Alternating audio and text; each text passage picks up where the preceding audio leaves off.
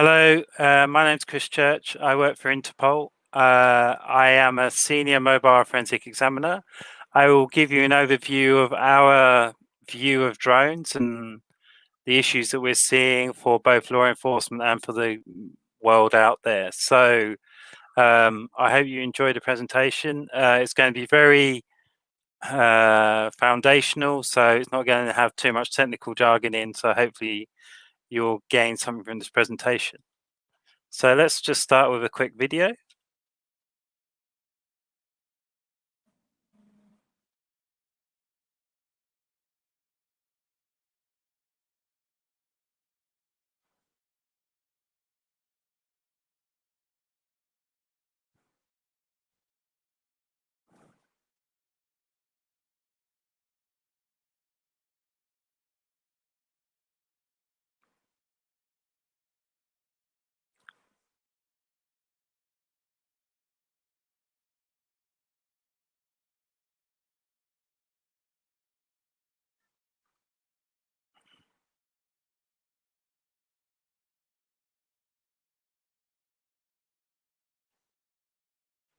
So, as you can see, that can be quite terrifying for an organization to use a drone, and it's very simple and is effective. So let's quickly talk about policing and the issue that we face in policing. So policing has been around since 1890, and it's always followed the same model. Someone reports a crime, you investigate, you hopefully apprehend the suspect, you then have a conviction, which may be a jail sentence or maybe community service. And then if it becomes a real problem, you create a deterrent and you control the crime. The problem is nowadays, because most crime that's causing major issues is either online or can be done remotely, we have this problem, which is in a real world crime scene, you have a proximity, you have a physical constraint, it's at a ground level, i.e., it's in front of you, and it has limited scale, and there generally is a pattern behind what's happened. It's not a completely random occurrence. There's always something that leads up to that crime happening, either people doing a lot of reconnaissance of the crime scene or of the area they're going to commit the crime, or there's discussion between the two parties who are involved in the crime, the victim and the suspect. The problem is in modern day crime, you have this problem, which is there is no proximity. It can be unlimited in scale. So if you think about cybercrime, when people are trying to steal people's identities and take money from the banks, they can do that from one country to another without too much technical know-how and without any regard for the victim's well-being or material assets. There's also no physical constraints, and there also possibly will be no pattern.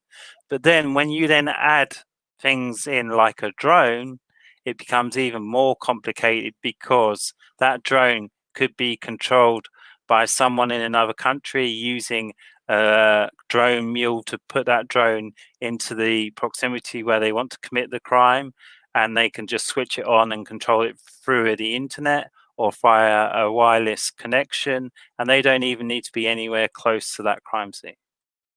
So law enforcement itself has struggled with technology. So my background is mobile phone forensics, which I've been doing for 17 years. And even mobile phone forensics is a real challenge, because when we had basic Nokias, it's fairly easy to do forensics. But now when you talk about using iPhones and Android devices with the App Store, it's very difficult for many people to understand why people use the apps they do.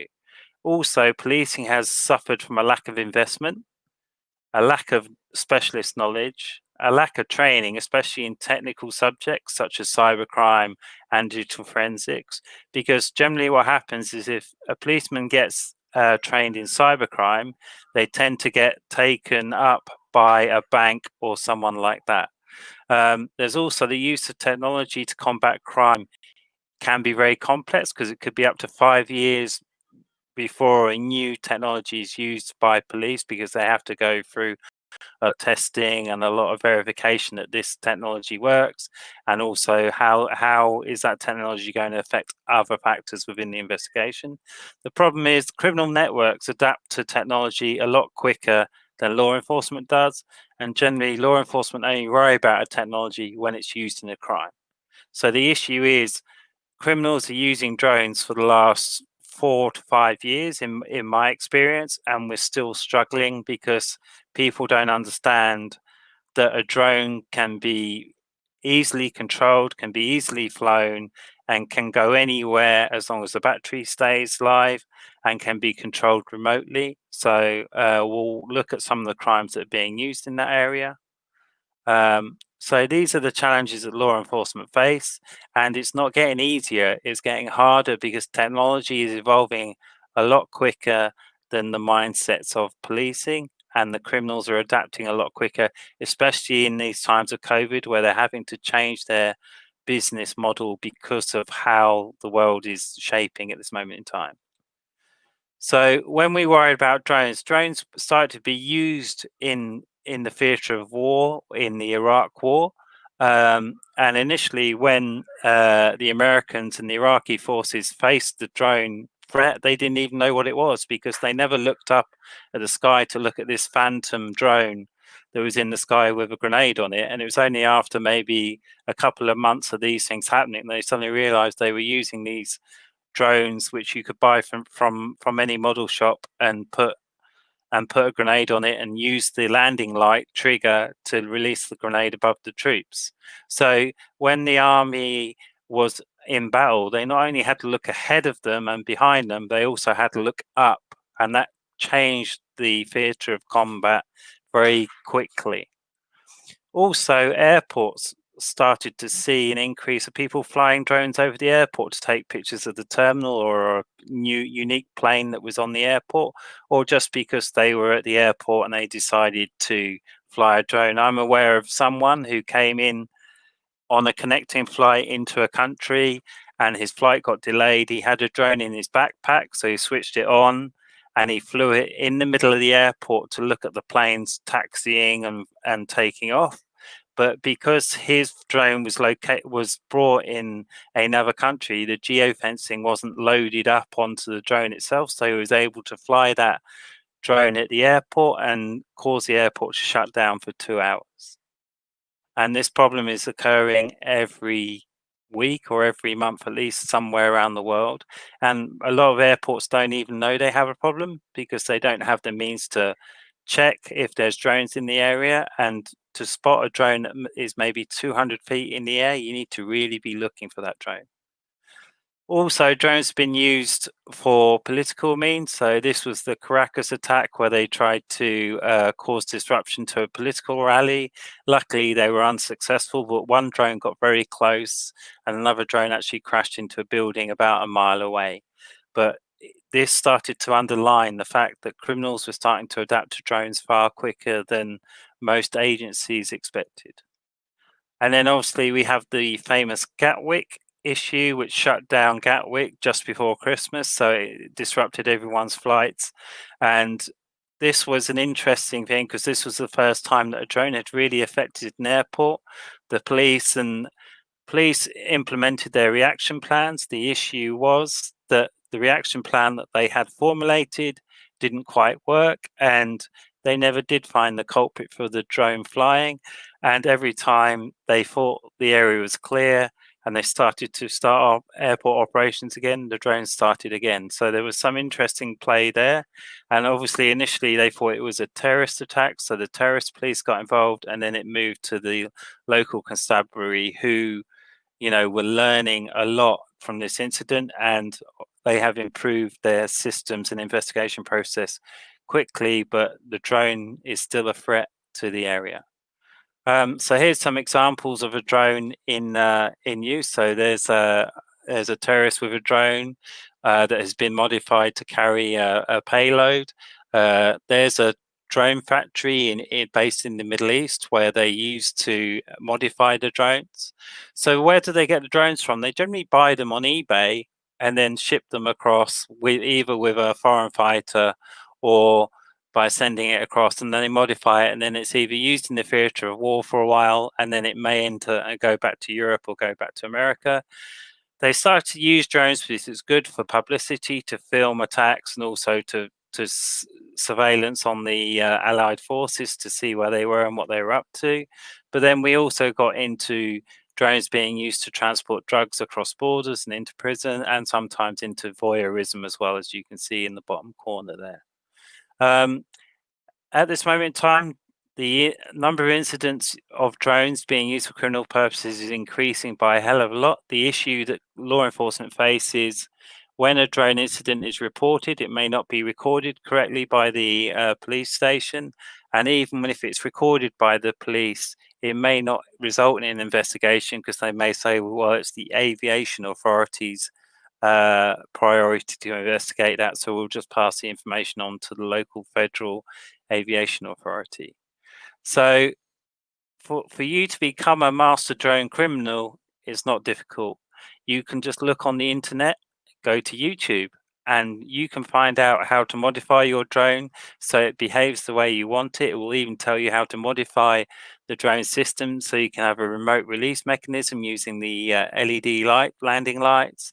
And it's not difficult because there's loads of user groups and there's loads of advice showing you how to do it using YouTube videos and using forums and so on and so forth. So it's not difficult for someone to become an expert in this area. How can I use a drone to commit crime? What do I need to do? How do I modify this? How could I run the drone across a mobile network, possibly? And so this is the challenge that we face.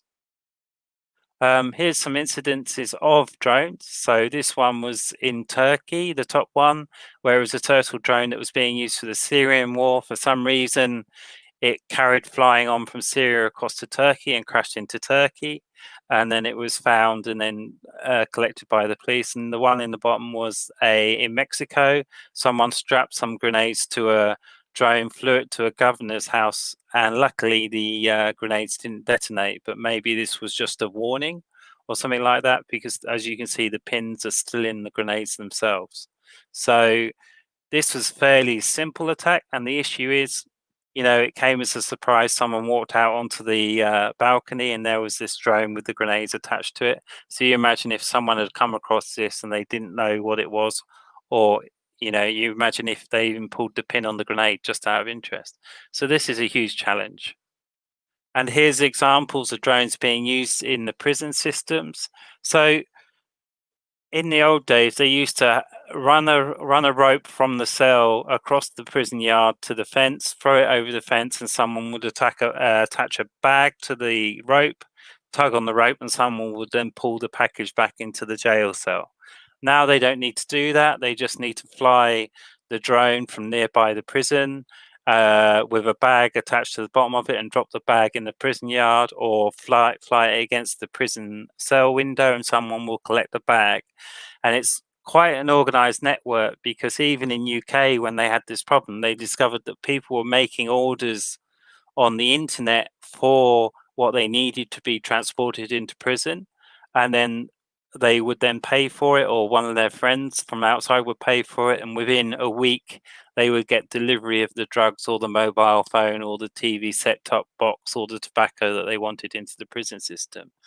The issue the prisons faced was, we need some kind of system to detect this, and at the time this was a major problem. We had DJI Aeroscope being born, so they were going to use that. But the problem is it only detects the drone and tells you it's coming into the area, but then how do you stop it? And that was always a big question. I know in UK, one of the best weapons they used for stopping the drones was a big stick. So they used to have a stick outside, and when a drone came overhead, they would try and hit it down into the ground to try and stop it, or they would try and just smash the drone so it would stop flying and disable the propellers, and then they would then do their investigation on the crash drone. But also we've seen drones being used to fly into sites of interest, such as nuclear power stations, such as parliaments, and really interesting government infrastructure. At this moment in time, there's always a question, why does someone fly a drone into a nuclear power station? So for instance, in France, Greenpeace flew a drone into some nuclear power stations in France to demonstrate around the use of nuclear power in France. But then you then have the mysterious flights of drones into nuclear power stations in the US. Still, at this moment in time, we don't know why they're being flown there, but these nuclear power stations are generally in the middle of nowhere, so there must be a reason why they're being flown there. I would suggest it may be to do some reconnaissance for something maybe later, but we don't know at the moment. And even the authorities in US are scratching their heads as to why these drones are being flown above the power stations at this moment in time. I'm sure in time we'll find out why. But the thing is, if you have a drone, it's not difficult for you to be your own attack vector on a system or on a place, because you just need a drone. You need some kind of explosive, attach it to the drone, fly it in somewhere and explode it, and you've created your own terror incident. So you don't need a huge network of people to facilitate such a crime. And this is a huge issue, because normally in the past with terrorist acts and acts of severe implications, there's always a huge network behind it. But with the use of drones as it is at the moment, this could be a lone wolf attack. But also we're starting to see drones being used for some interesting threats, such as hacking. So we have seen drones on top of skyscrapers of banks and financial institutions, where someone has flown the drone to try and find an attack entry point into the network to then hack the system and try and steal data. So we have seen drones with Wi-Fi pineapples attached to them to try and get into the system. And this seems to be an increasing threat vector, and obviously everyone thinks we need to get a countermeasure to combat this. But really, in essence, what you need to do is just make sure if a drone is in the area and you're working with information that may be confidential or private, just shut the blind and make sure that your security are aware that there's a drone in the area, and they can monitor it and see where it's flying to, and maybe have the police try and apprehend the person if it's flying in a prohibited area. Drones come in many shapes or sizes, and the interesting thing is, since the COVID pandemic, drones have evolved immensely quickly over the past 3 to 6 months. What would normally have taken several years to develop and evolve has been developed and evolved in less than 3 to 6 months, because of the user need for drones in the areas of COVID protection, monitoring, and so on and so forth. So we're seeing the innovation in drones accelerating rather than slowing down, and also the amount of investment from companies into drones is becoming greater, because they can see the benefits since COVID before than they did before. So you'll see drones probably accelerate more over the next few years, because they are cost effective, they are simple and efficient, and they require minimum training and maintenance, as long as you have the right systems in place to monitor the trajectories and so on and so forth. So you'll see drones become more and more popular.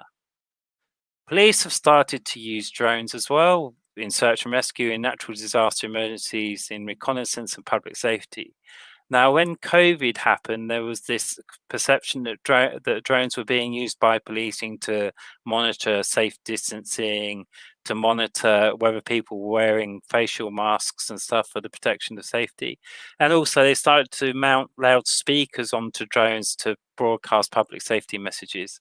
This had a negative effect with the public and with the press, because as some of our countries noted, why would you mount a speaker on a drone when you could just have an officer with a loud hailer in the same area just providing the message? And also a lot of the press in US and in Europe started to get very negative against the use of drones by policing, because of your public privacy issue, the intrusion into people's lives, and also, you know, broadcasting safety messages may have seemed a good idea at the time, but I know in one country, the governor of that city actually recorded personalized messages, which was quite uh, quite rude to people. So it became a problem. I know in some countries there was the authorities actually told the police to stop using drones because it was causing a negative effect on the perception of policing within that region. But drones and policing, there's a massive benefit to us because you can have a drone in the back of a police car. As soon as an incident happens, that drone can fly up and give you an overview of the situation. Or if you're trying to find someone, such as someone who's lost or an escaped prisoner, you can use it for these systems. The main challenge that we face is training and development of those systems, and also a lot of countries won't allow you to fly beyond line of sight. I know some agencies in the US are now getting authorizations to do that, and they're seeing a huge benefit by being able to fly beyond line of sight. And I know in some cities they're using the drone as the first responder.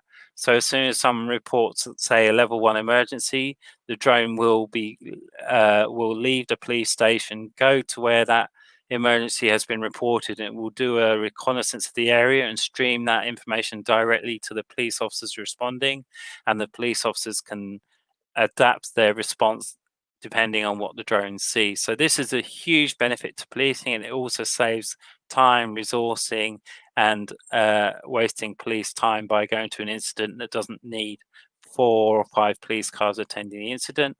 And obviously with natural disasters such as wildlife monitoring and bushfire monitoring and forest fire monitoring, it really helps the emergency services such as the fire and ambulance really understand where they need to be and where they need to put their efforts. So I can see eventually policing using drones a hell of a lot more than they are at this moment in time, but it will take time because the regulation and the technology aren't keeping pace, and there seems to be a very big disconnect between the regulator and the use cases, but that will slowly improve as time goes on.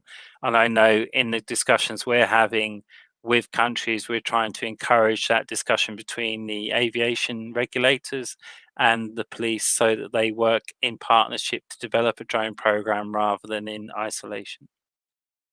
So to make it simple for our member countries to understand the drone paradigm, we created this this model, which is we understood the drone issue to cover 3 areas, which was the tool side.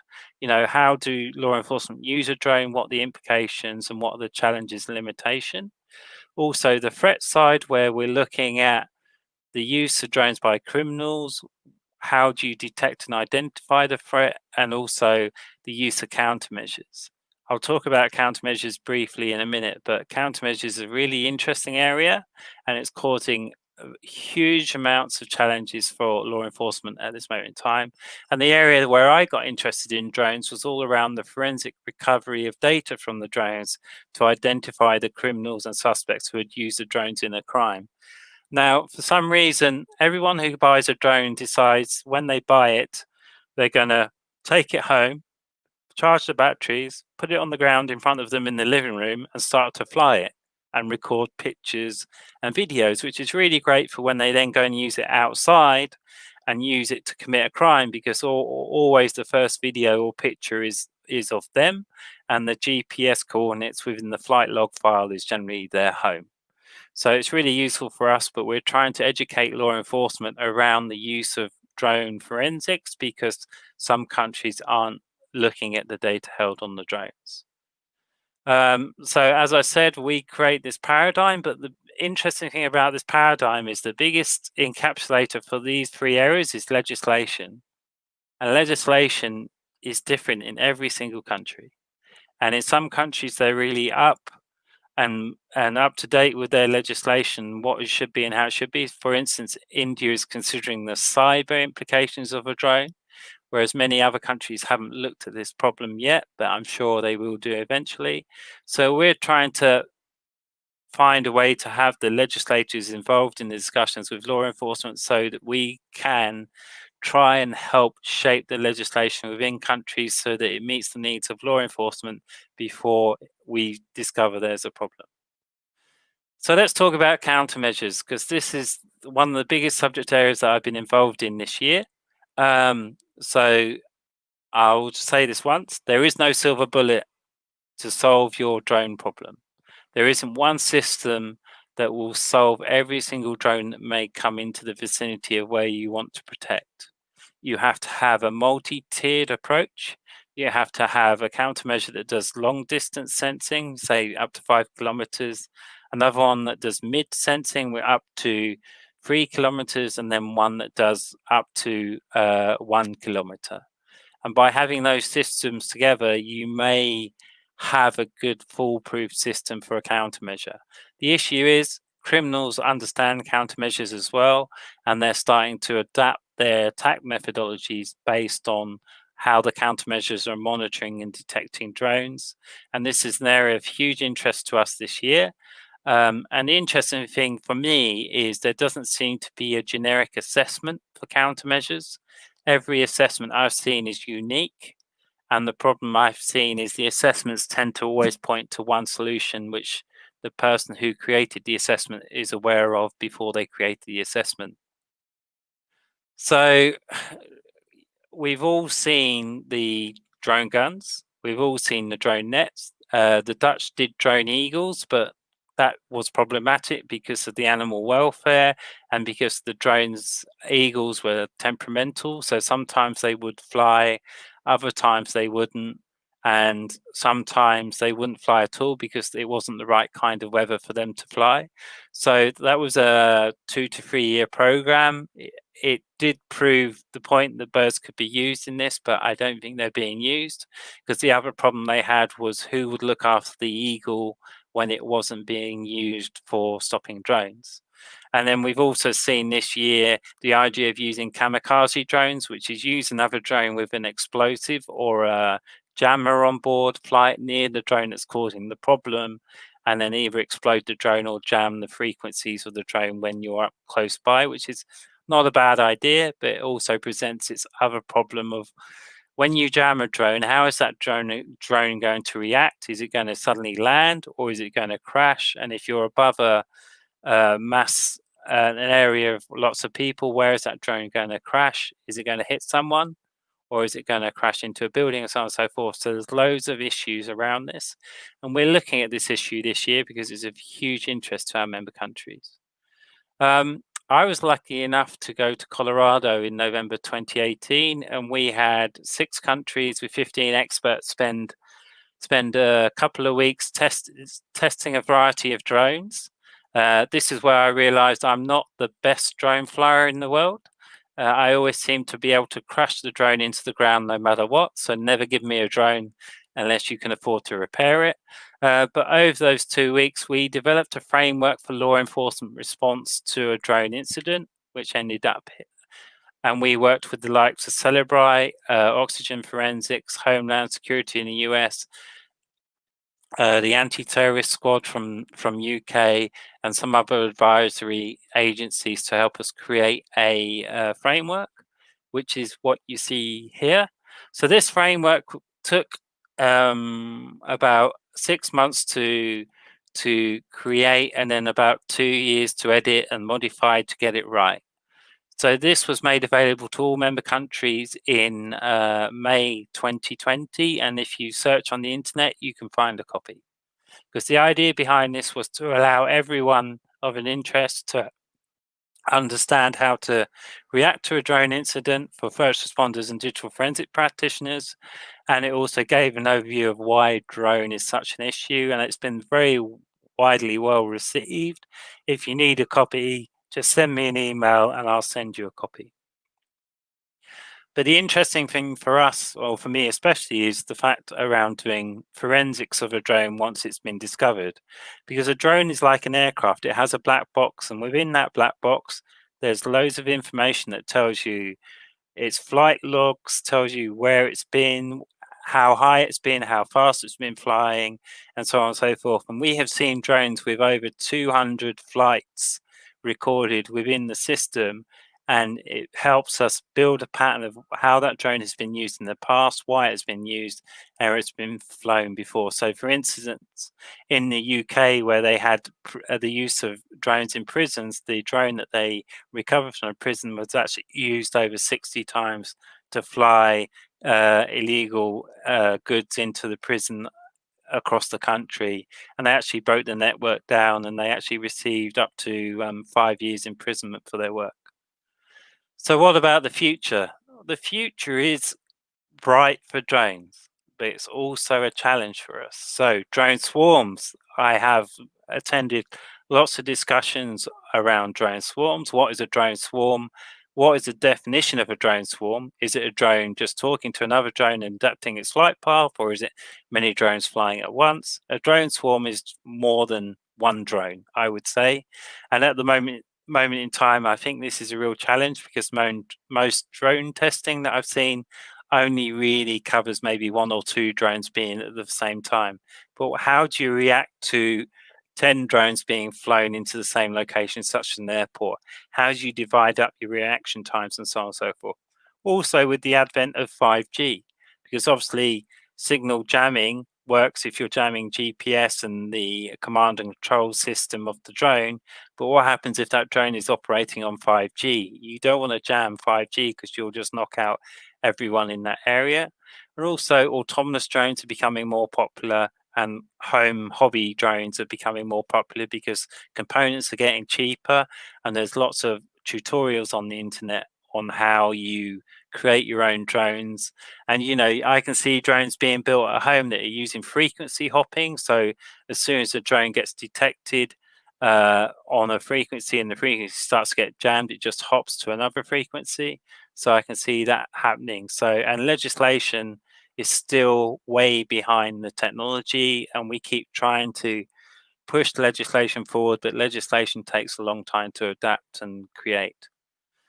And then the next issue is UTM, unmanned traffic management. This is going to be huge over the next 5 years because obviously technology is developing drone taxis, drone cargo planes, and flying taxis that want to get you from the airport to the city centre. So instead of you having to board a train, you just leave the airport, get into a drone taxi. That drone taxi will fly you into the city centre within 10 minutes, and it should all be automated. I'm still not convinced I would be comfortable sitting on an autonomous drone flying me into a city centre, but I guess that may be an age thing, but I'm sure the youngsters will love the experience. But with that comes added challenges, and UTM is an interesting area because there's lots of discussions around UTM, but it doesn't seem to be a coordinated discussion. It seems to be the regulator discussing with industry, and then law enforcement are suddenly expected to maintain the security of the airspace. Law enforcement has never really ever police the airspace. It's always been the frequency, the aviation regulator. So I feel this is a huge gap in the discussion because law enforcement need to be involved because they need to develop the tools, the technology, the monitoring, the sensing, and any kind of reactionary technology to such an incident needs to be developed now. So when UTM gets widely adopted, we suddenly don't have an incident that causes mass panic and causes a lot of investment to be thrown at the problem once the issue becomes mainstream. So what are Interpol doing? So we have a working group called the Drone Expert Group. Some of you may have taken part, and I promise you it's an interesting working group because we always try and find the innovation, the new technology to present to law enforcement so it's not the same old presentations. We obviously have the framework done, and we're constantly in discussion with industry, academia, and law enforcement because we need to be aware of what's next or what's next. So I'm constantly having discussions with the industry and with law enforcement to understand what law enforcement needs and where does industry see the drone phenomena moving forward.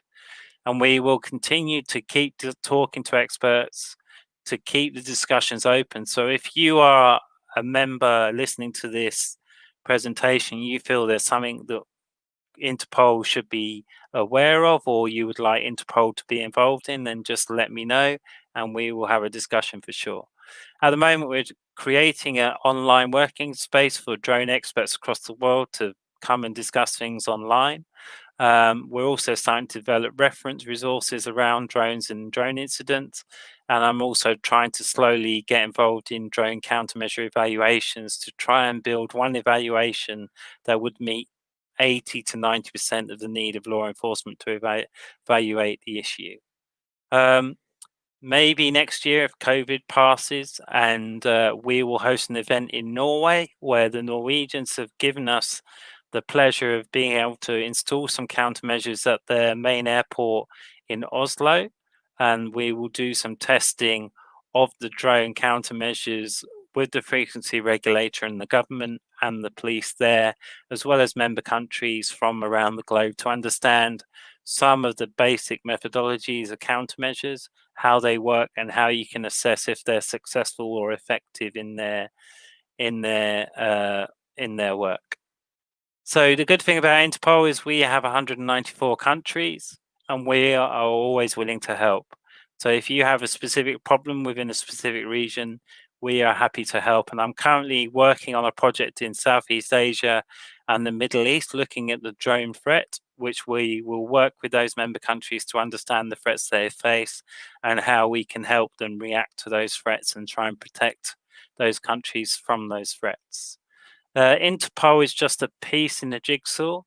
We don't have the answers, but we have a good network of experts who can help find the answers. And if we don't have those experts, we will go out and find those experts and hopefully collaborate with the industry and with law enforcement to help solve the issues. Collaboration is the key. If you don't collaborate, it's going to be very difficult. So, for example, I'm aware of many projects in US and in Europe that are looking at the drone issue, but they're looking at a specific problem of the drone phenomena, but they're not sharing that knowledge and expertise with the industry. They're sharing it with their own little niche. So, example, how do you protect an airport from a drone incident? There's lots of work going on around that, but there seems to be very little discussion and sharing of information on best practice, best methodologies, and what countermeasures are being tested, what are they being tested against, and how are they being tested. So we're trying to bridge those gaps and bring those experts together so that we save time, we save resources, we save even the countermeasure industries from having to ship their countermeasures all around the globe when it could be just shipped to one country where multiple countries take part in the testing. My main message to you is that nothing is ever impossible. There is always a way. No matter what you think, there is always a way. And you just need to sometimes take a step back and think differently or change your thinking, because there is always a way in finding the answer or the solution. It just takes time, and also takes some time to talk with other specialists and experts, because I'm sure the problem you face, someone else has faced in the past and can find the solution for you or tell you who to speak to. Thank you very much for your time. There's my email address. If you ever want to email me, follow me on LinkedIn, because I sometimes post some good stuff on LinkedIn, which may be interest to you. Thank you very much for your time. And obviously, if there's any questions, then I'm happy to answer them either by email or by whatever, but I'm always open to discussing. So please don't be scared to engage and discuss. Thank you very much for your time. I hope you enjoyed the presentation.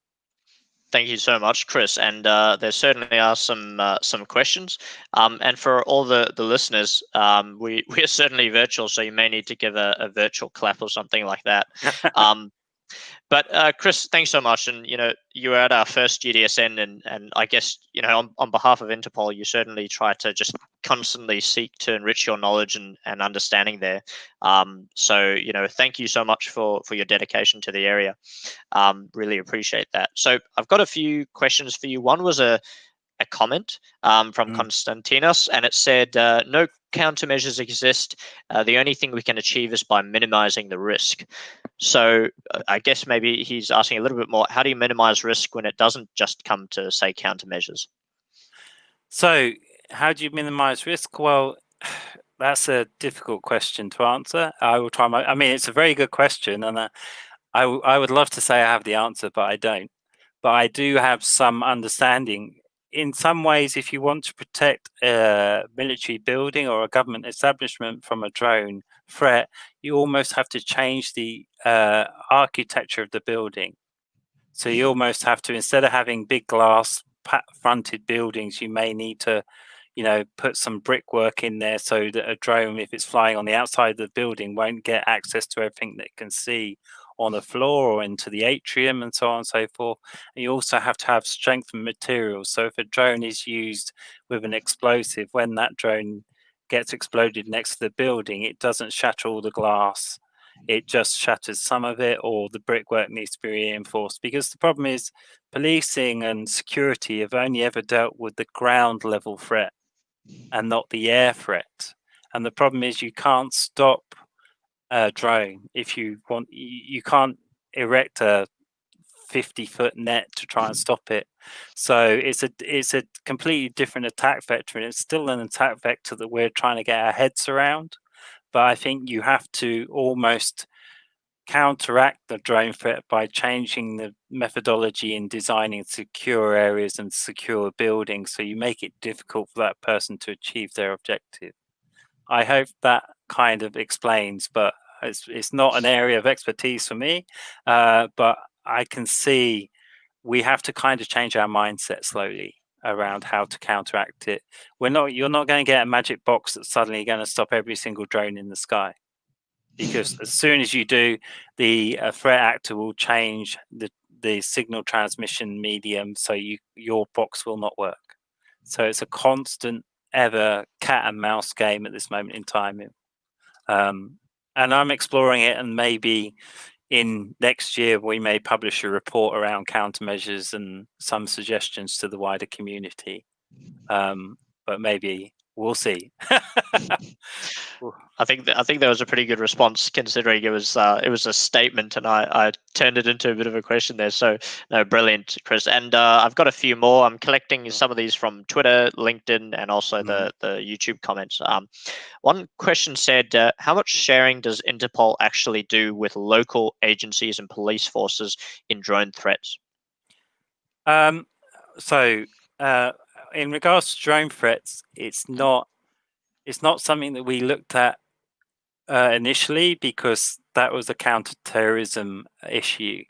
But as the drone threat has started to be seen to be non-counter-terroristic, we are starting to look at it. The problem is, how do we collect that data from member countries? Because at the moment, if someone reports a drone incident to their local police station, we have to understand, how does that local police record that incident? And what we're seeing is a lot of them will record it and then just give it to the local aviation authority to deal with, because they don't want to investigate the incident themselves. And obviously, using your DroneSec platform, looking at the intelligence that you gather there, really helps us understand the evolution of the drone threat.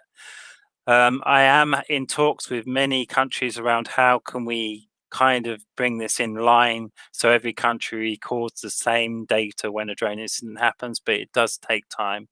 We're still pushing forward with that, and if you look at the drone framework, we kind of hint at what needs to be recorded in a drone incident. So hopefully, if people read that and they work for a local law enforcement agency, they can adapt that to their need. And obviously, if a law enforcement agency needs any more information from me, then I can share anything that I have with any law enforcement agency, and even sometimes with the industry.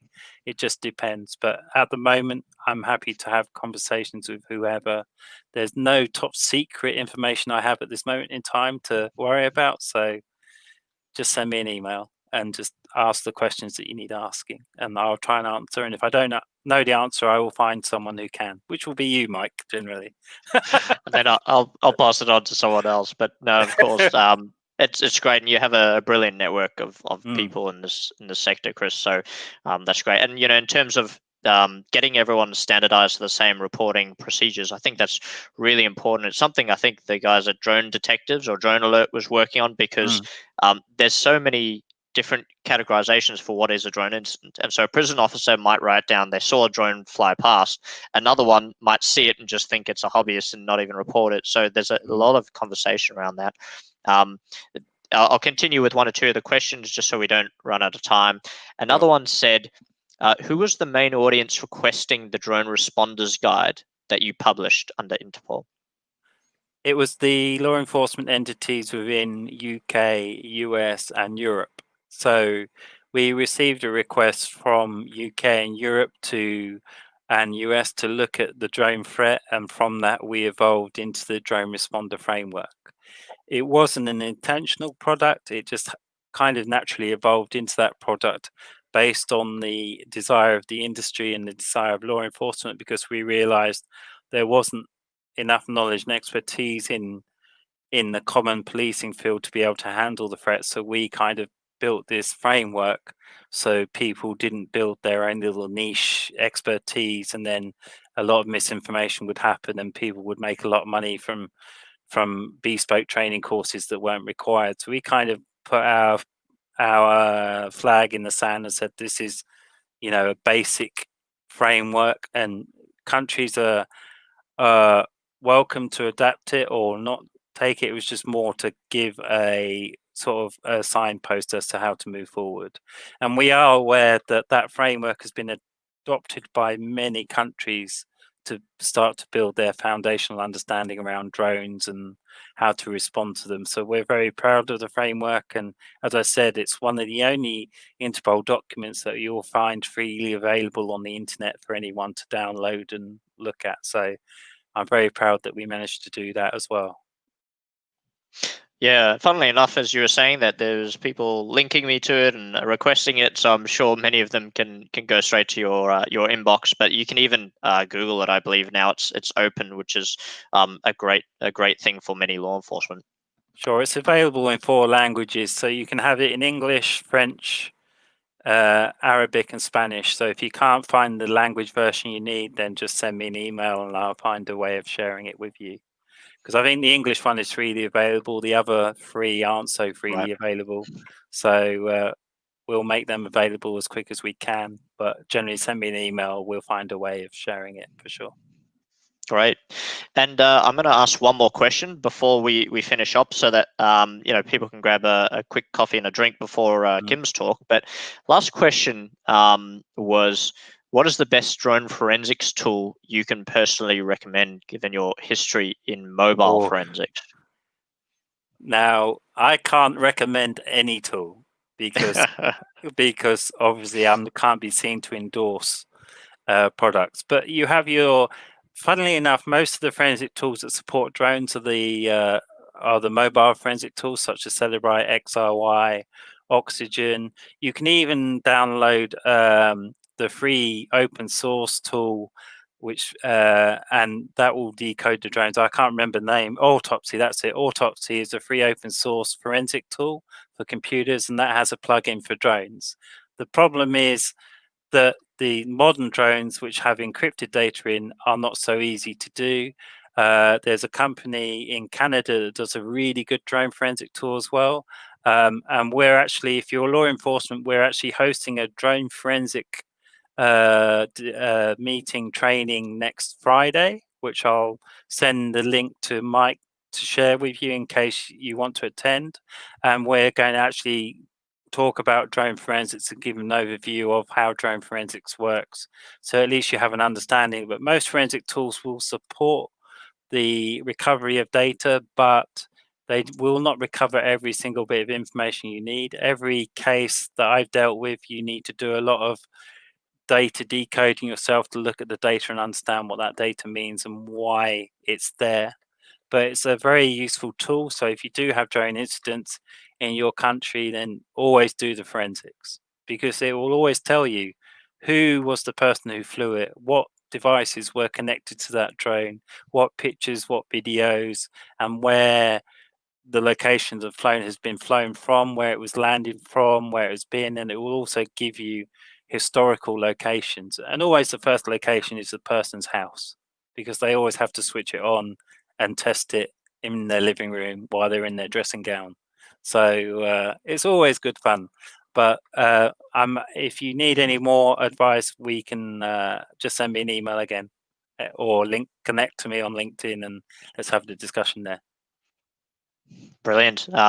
Last comment wasn't a question, just said DATCON is also good for forensic analysis of drones. Yeah. But I think that's roughly all. So, Chris, again, thank you so much for your time. We really appreciate it. Great presentation, and everyone can contact you personally. We'll make sure your slides are accessible, or your contact details are accessible. So thank you. And to everyone else, we'll be back in about 6 or 7 minutes with Kim's talk. So stick around. Thanks, guys. Thank you, Mike.